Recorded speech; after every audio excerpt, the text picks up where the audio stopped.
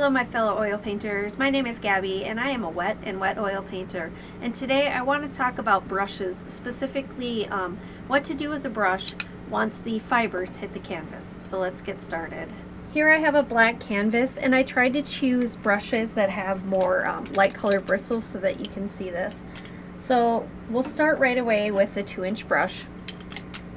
So this is like a natural fiber 2-inch brush, just like from a home store, and you can use these as long as they're not like chip brushes and they're not artificial fibers.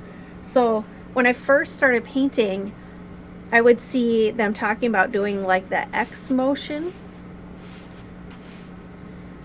and I just couldn't really understand what they were trying to say, and then I would have to slow it down and rewatch, and then I slowly started to realize that it's not so much an X motion as it's a flipping over of your wrist. You're just flipping the brush over, right? And then as you're flipping it over, you're sliding it. So it's not really an X, it's more of a gentle flipping over of your wrist. You can use these 2-inch brushes for doing like plopping, so it's just touching the canvas. You can do kind of like this touching, or even like if you're doing it really gentle, it's a stippling, but I usually do more of a side plop, and I sort of will wiggle down depending on how long I want it, and I use these for making grass lines. And you can do it for making like water lines and waves too. If you want more detail in your grass, you just flip your brush upwards and you press upwards. You can do like scrubbing, and sometimes when I'm doing grass lines, I'll like do some grass lines and then I'll do some of these, and this is one of the only brushes I will scrub with though, because it can kind of hold its own. Anytime you do any scrubbing with a brush, it's really easy to break these little fibers off. You can do sweeping motions with these as well. You know, after you put your clouds in, if you want to, you know, like do a dragging. The sweeping is like you start on the canvas but gently, and then you come off. So you don't want to, you're trying to avoid having start marks and stop marks by doing that. So it's like you slowly get to the canvas and then you slowly come off. The other flat brush that I have that's like a 2-inch brush, this is a white nylon, and they come in different sizes, and it's just like an art paintbrush. You can do that same sort of sky thing with these. I like them, and it just depends on kind of what mood I'm in as to whether I use these or not. You can also do grass lines with these. You can do scrubbing. You can also do making projectiles, as I think of it, where you get paint on your brush almost the consistence of ink, and then you snap back the bristles but sort of at an angle, and you can get stars, little speckles, if that's what you're going for. And you can do that with this brush as well. There's also these flat brushes, and with these flat brushes you can do the plopping motion, and you can do grass lines with these as well. You can do a plop and a wiggle if you want to get some longer looking grasses. You can even make stuff like trees with these. So instead of holding it horizontal, you can hold them vertically. You can plop and wiggle these as well, no matter which direction you're holding the brush. You can scrub with these too. I won't, because I like this brush. You can do like more like twisting motions, and this would be, I guess I would think of it as stuff you would do more with like impressionistic artwork. But you know, even doing swirls like this, like if you're doing clouds, you can do swirls. You can do sweeping motions with these. Again, when you're doing that, it's slowly land like you're bringing in a plane, and then slowly take off. That way you don't have stop marks on your canvas. Angle brushes are much like flat brushes. The only advantage I really see to using an angle brush would be if you're doing like this vertical sort of plopping, like if you're doing like a pine tree line. These work really well because they already have that bend there, so you're plopping and You just kind of get good length off of them. That's about the only thing that I would prefer these over a flat brush, because you kind of have to cock your wrist funny when you're using these, and so I'm not a big fan of that. But definitely doing like tree lines and stuff, this is really good for it. These are also really good for doing you know, speckling, because they have a good snap in them.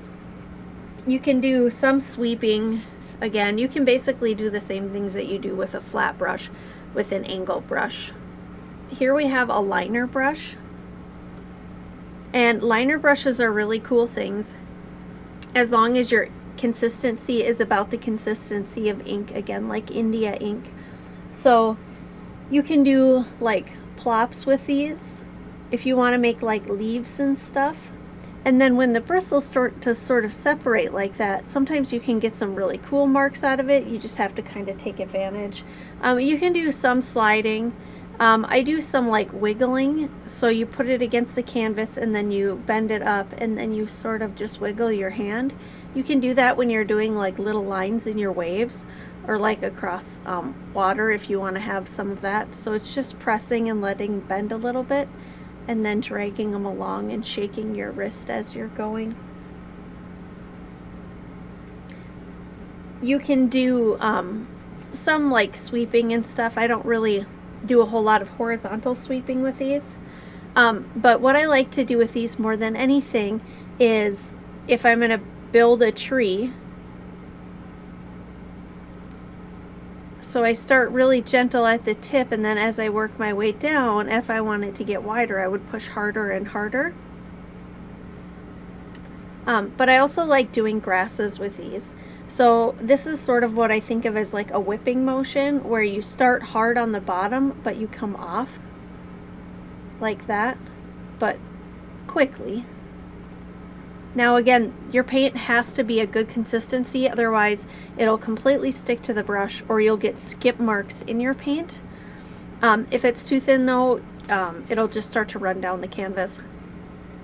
If you want to make it so you have curved grass, you do it so it's like straight up, but then you come around in a circle. Now if you're not careful, you'll end up with a big circle on your thing.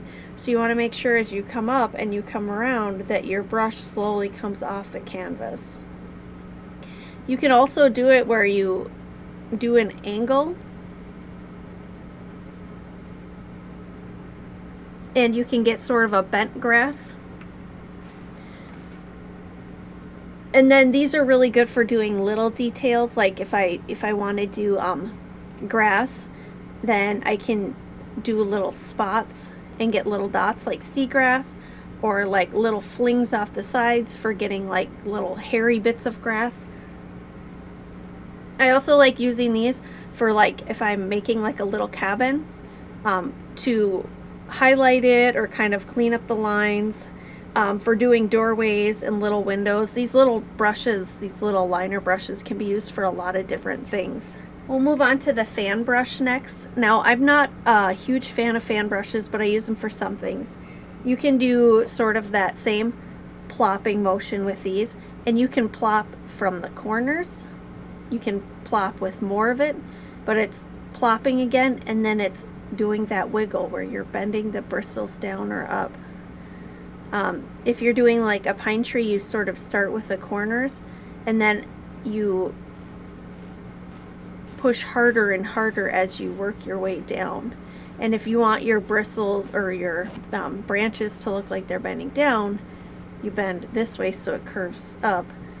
And then if you want it to do the other way, you push it so it curves down. You can see that like that.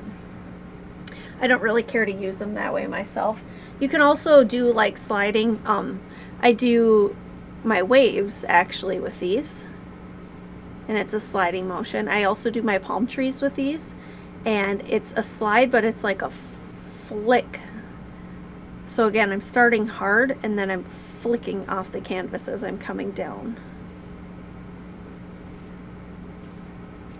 You can do like more scrubbing too, like if you want to put in like clouds and stuff, and I'm not going to push too hard because again I like this brush and that's a really good way to wreck them. You can do like some sort of like twisting motions, and again, that's more impressionistic stuff unless you can kind of find a way to use it. And then these you can also do like projectile sort of things with, but not something I would personally recommend. One thing with fan brushes is because they curve when you push down, if you're trying to do like straight lines, like grass lines, you have to sort of use the corner and you lay the brush down and you push up. If you do it flat, you'll end up with like happy faces and sad faces all over the place depending on how you hold your brush. If it's more of a rougher texture like this too, because this one's like a hog hair, doing lines like this for like long distance trees away, so it's against the canvas and flinging up, and then they come off the canvas like that. I have a blender brush here. This is made out of goat hair, and blender brushes come made differently. This is made for watercolor, but I really love it. So when you paint your skies, you know, you kind of do this sweeping to tie it all together. And for me, I always end up with lines on it, and it drives me crazy. So I got these blender brushes. To use these, you just gently touch the canvas and you go in a circle. The point is not to move the paint, but rather just to get rid of the lines. So it's just on the canvas and really, really gentle. These you can also use like as a mop, and we'll talk about mops in a little bit. But just really gentle circles.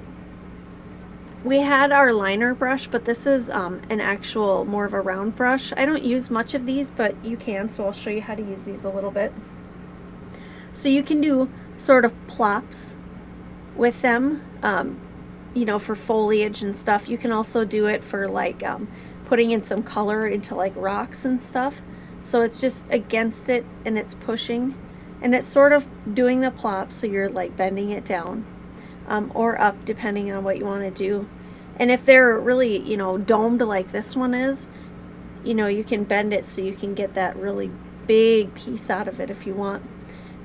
When I do a sun, I use my finger, but you can also do this where you push it, you plop down, and then you swing it the whole way around in a circle, and you can get like suns and moons out of it.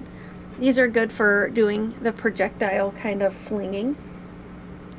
You can also do twisting marks with these.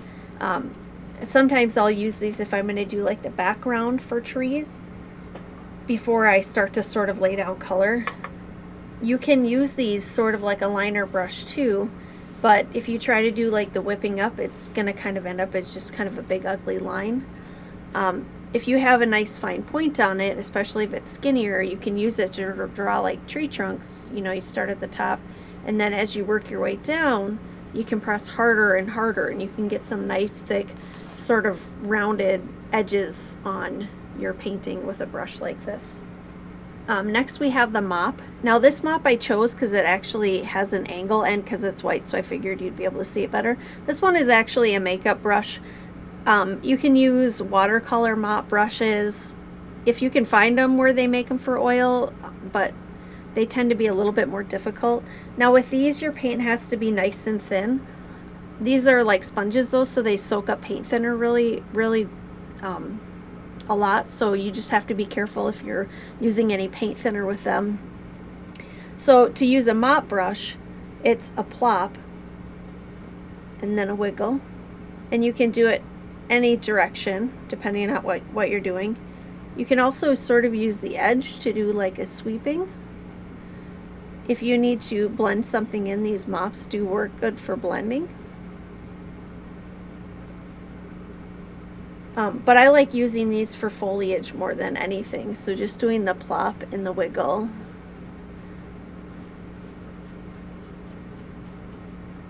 Then I have a Filbert. So Filberts are in general my favorite brush. So they are flat and rounded at the top. And Filbert brushes can be used for doing like the plopping.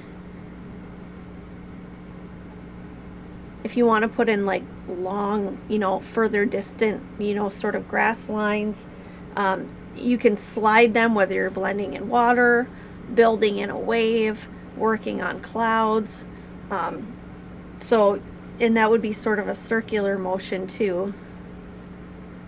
And because they're sort of round, they just connect with the canvas really well. So that's why I like Filberts. You can do sort of stippling with these too if you want to get just tiny little dots. You can scrub with them. I don't do that because, again, I don't like doing that, especially if it's not a natural brush, because it does break them down. Again, you can do twisting. I do a lot of these, like when I'm doing like clouds, where I just kind of let it twist and go about its own nature. And that's sort of what that looks like, is it's, you know, taking it in a circle. But I usually use these myself for making pine trees. So you bend it so that you get a flat piece, you know, for the top, and then you plop it on the canvas and you wiggle. Now you don't have to wiggle the whole way down. It's just a little wiggle, and you can do downward or you can do upward. So it's plop and then wiggle, plop and wiggle, plop and wiggle. You can also hold it this direction and plop and wiggle, and you get a totally different look from the brush. So that's it. That's all I wanted to say about brushes and some sort of brush strokes. I hope that's been helpful to some of you. If you have any questions or comments, just leave them in the comment section of the video, and I will happily address them as soon as I can. Thank you for watching. Until next time, I'm Gabby. Happy painting!